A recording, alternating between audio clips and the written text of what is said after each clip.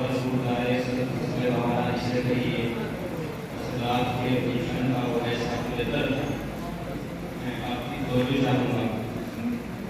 حضرت کے ساتھ رہنے والے ان کے شاگرد اور ان کے جو متشدد ہیں اور آپ حضرات تو وہ ان کا محبت کرتے ہیں حضرت سے, اور جمعے کے دن خاص طور سے محبت کو تعریف کر کے ایک طویل وقت آپ حضرت کے ساتھ گزارتے تھے.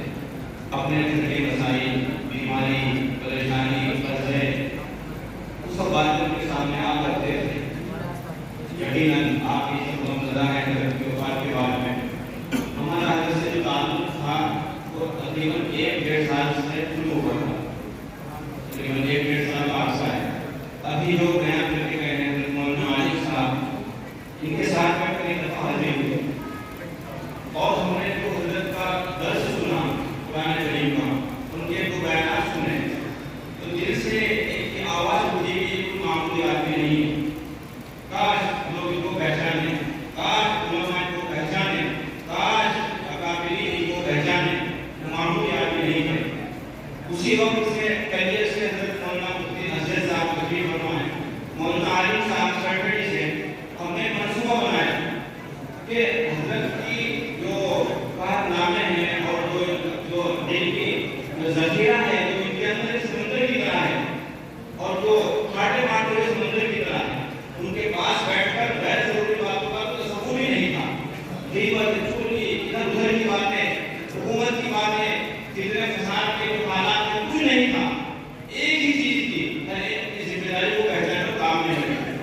ان کو علماء سے شکایت تھی کہ آپ مسجدوں کے اندر عوام کو 10 آیتوں کا ترجمہ نہیں سکھا سکتے ہیں.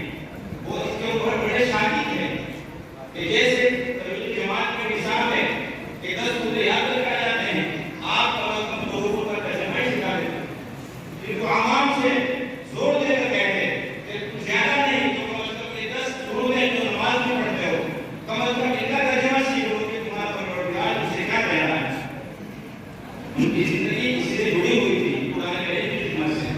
پھر میں نے اپنے مدرسے سے فارغ ہونے والے جو طالب علم جو مدارس سالوں سے فارغ ہوئے تھے حضرت کی جھولی میں ڈال دیے تھے کہ حضرت جیسے چاہیں آپ, جب تک چاہیں آپ ان کی تربیت کریں اور ان کو تیار کریں تاکہ یہ آپ کی زبان بن جائیں, آپ کی علم کی تفصیل بن جائیں.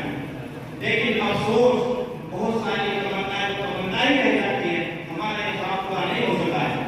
تفصیل سے حضرت کرنے بات کی جو ان کے کارنامے ہیں اور ان کے خطبات میں کو ترتیب دینا شروع کیا. 330 صفحات پر ان کے جو خطبات ہیں وہ تیار ہو چکے ہیں. منظر عام پر یعنی چھپائی کے مسائل میں منظر عام پر جو انشاءاللہ کتاب آ جائے گی آپ اس سے فائدہ اٹھائیں گے. میں نے دیکھا حضرت کا مزاج یہ تھا کہ کام کیا نہ جائے, اور اگر کام کیا جائے تو وہ ایسے کیا جائے اتنا بہترین, اتنا صاف ستھرا, اتنا شاندار ہو کہ لوگ اس سے زیادہ سے زیادہ فائدہ اٹھائیں. اسی لیے زندگی میں ان کا کام سامنے نہیں آ سکتا ہے. ان کی جو اسباب اور بیماری تھی اور مشغولیت کا مسائل میں اس کی ذمہ داری تھی, اس کی وجہ سے ویسے بھی ذمہ داری عوام کا ہجوم, اس کی وجہ سے ان کی وہ ساری باتیں کی زندگی سامنے نہیں آ سکی ہے. تو انشاءاللہ ہم یہ طے کیا ہے کہ جو بھی حضرت سے جس اعتبار سے جڑے ہوئے ہوں اور ان کے بارے میں جانتے ہوں, ہم سب مل کر ان تمام چیزوں کو جمع کرنا شروع کریں تاکہ ان کی زندگی کے جو چیزیں چھپی ہوئی ہیں وہ سامنے آئیں اور ان سے ہم